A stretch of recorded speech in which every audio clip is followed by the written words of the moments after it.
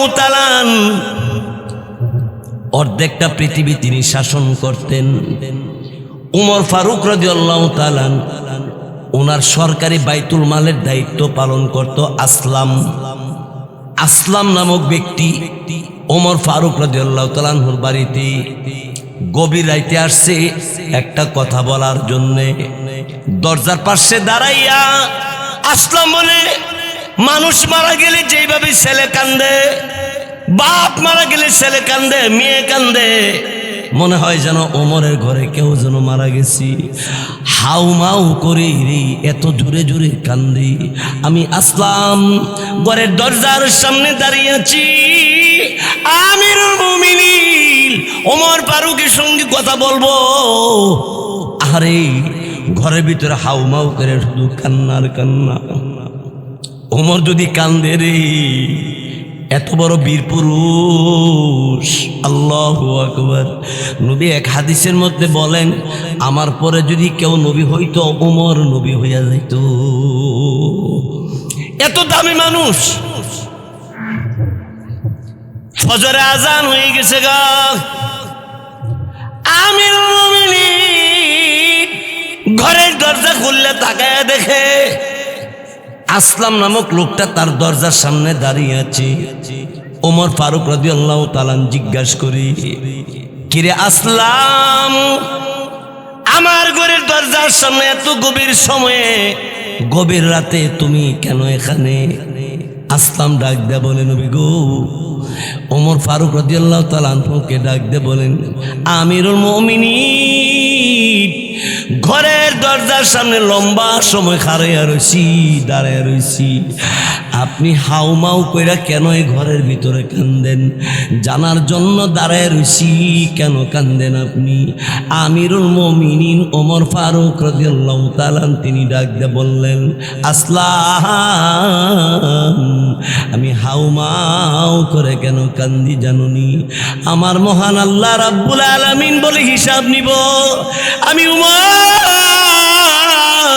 অর্ধেকটা পৃথিবী শাসন করার যে ক্ষমতা আল্লাহ আমার দিল, আল্লাহ যদি একদিনের হিসাব আমার জিজ্ঞাসা করি, আমি ওমর কেমনে দিব? এই জন্য গভীর রাইতে সব মানুষ ঘুমাইয়া যায়, আমার আল্লাহ তো ঘুমায় না। আমি হাউমাউ করে কান্দা দেখি আমার আল্লাহ আমার হিসাব থেকে রেহাই দেয় কিনা। আল্লাহু আকবার বলো সবাই, আরো জোরে বলে আল্লাহু আকবার।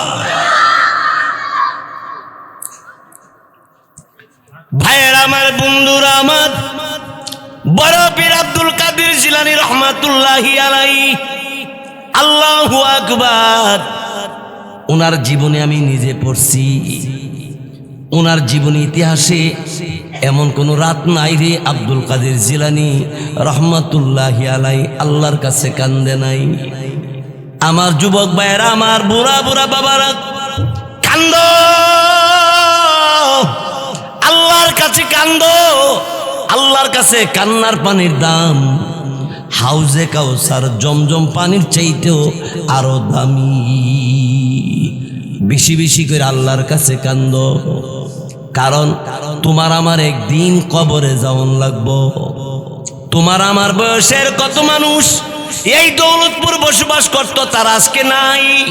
কোথায়? ওই গুরুস্থানে, যেই গুরুস্থানের মধ্যে একজন দুইজন নয়, হাজার হাজার লোক আছে, কোনো শব্দ নাই, কোনো আওয়াজ নাই। কিরে ভাই, কবরস্থানের পাশে একটু দাঁড়ায়া খেয়াল করে দেখবেন, কবরের ভিতরে ডাক্তার আছে, মাস্টার আছে, বক্তা আছে, ইঞ্জিনিয়ার আছে, মেম্বার আছে, চেয়ারম্যান আছে, এমপি আছে, মন্ত্রী আছে, প্রধানমন্ত্রী আছে, সব ধরনের লোক কবরে আছে, কোনো শব্দ নাই। গাছের পাতা ঝইরা ঝইরা কবরে পড়ে, একটা পাতা সরাইবার ক্ষমতা আর তার নাই। ওই কবরে তুমি যাইবা, একবারও কি তোমার চিন্তা নাই? একবারও কি তুমি তোমার কি খেয়াল করতে পারো না? এই আমার ভাইয়েরা, বন্ধুরা আমার, আমার নবী রাহমাতুল লিল আলামিন লম্বা হইয়া শুইয়া পা থেকে মাথা পর্যন্ত কাপড় দিয়ে ঢাইকা শুয়ে রইছে। আম্মা জান আয়েশা সিদ্দিকা রাদিয়াল্লাহু তাআলা আনহা বললেন, ইয়া রাসূলুল্লাহ, মাথা থেকে পা পর্যন্ত, পা থেকে মাথা পর্যন্ত কাপড় দিয়া এইভাবে ঢাইকা আপনি লম্বা হইয়া শুয়ে রইলেন কেন?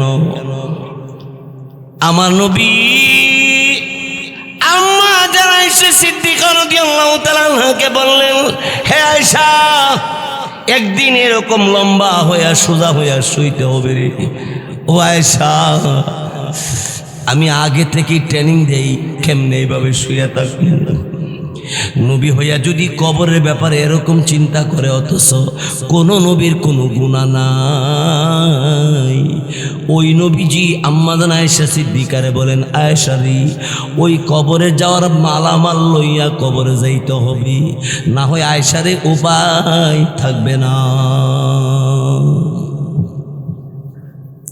আমার ভাইয়েরা, বন্ধুরা আমার, বলতেছিলাম পৃথিবীর শ্রেষ্ঠ মাদ্রাসা আসহাবে সুফা, রাসূল হইল উস্তাদ, ছাত্র হইল সাহাবায়ে কেরাম। কয়েকজন ছাত্র নবীকে জিজ্ঞাসা করলেন, ইয়া রাসূলুল্লাহ, পড়ালেখা করতেছি, খাবারের ব্যবস্থা নাই, খাবার কই পাইব? আমার নবী বলেন, একটু পরে জানানো হবে। আমার আপনার নবী রহমতুল লিল আলামিন, আল্লাহু আকবার, নবীজি নামাজে দাঁড়ায় গেছি। মসজিদে নববীর মধ্যে নবীজি নামাজের মধ্যে কোরআনের আয়াত যখন তেলাওয়াত করে, সাহাবীরা তেলাওয়াত, নবীর ওই আয়াতের তেলাওয়াত শুনিয়া সাহাবীরা সন্তুষ্ট হয়ে গেছি। কি আয়াত? ওয়ামা মিন দাব্বাতিন ফিল আরদি ইল্লা আলাল্লাহি রিজকুহা। এমন কোন প্রাণী নাই না খাওয়াইয়া আল্লাহ কাউকে রাখবেন না। আমার আল্লাহ বলেন, সবারে খাওয়াইবে, সবারে খাবার দিবে, কাউকে না খাওয়াই আল্লাহ রাখতো না। জোরে কোন ঠিক কিনা? আল্লাহ কাউকে না খাওয়ায় রাখিনি। একটু আগে পরে হোক, খাবার অবশ্যই মিলে। জোরে কোন ঠিক কিনা? তেলে রিজিকের মালিককে, আরো জোরে কোন? হায়াতের মালিককে।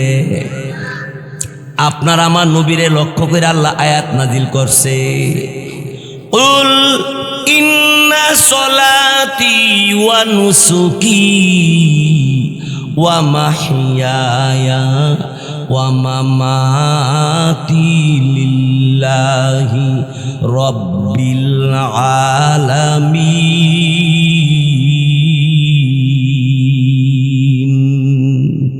আল্লাহ পাক রব্বুল আলামিন বলেন, হাবিব বলো বলো, তোমার নামাজ, তোমার কুরবানি, তোমার হায়াত, তোমার মাউত, অর্থাৎ যা কিছু তুমি করো, যা কিছু তুমি পাইলা, যা কিছু করবা, সব একমাত্র রব্বুল আলামিনের জন্য, আল্লাহর জন্য হইতে হবে।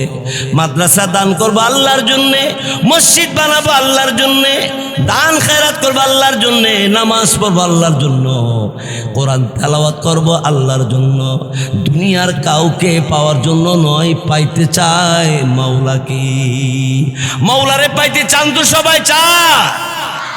ও আল্লাহ, আমাদেরকে কবুল করেন, বলেন আমিন।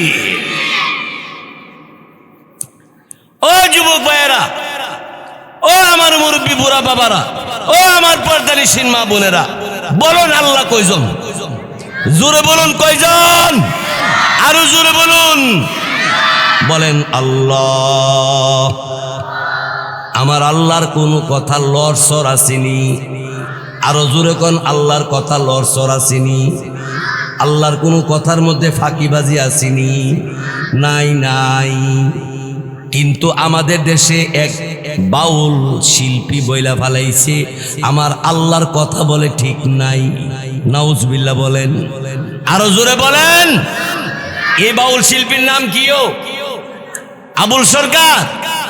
পাইছেন তো ফেসবুকে, গ্রেফতার করছে, এখন জেলে আছে। আমরা এখানে খুশি না, আমরা তার সর্বোচ্চ শাস্তি চাই।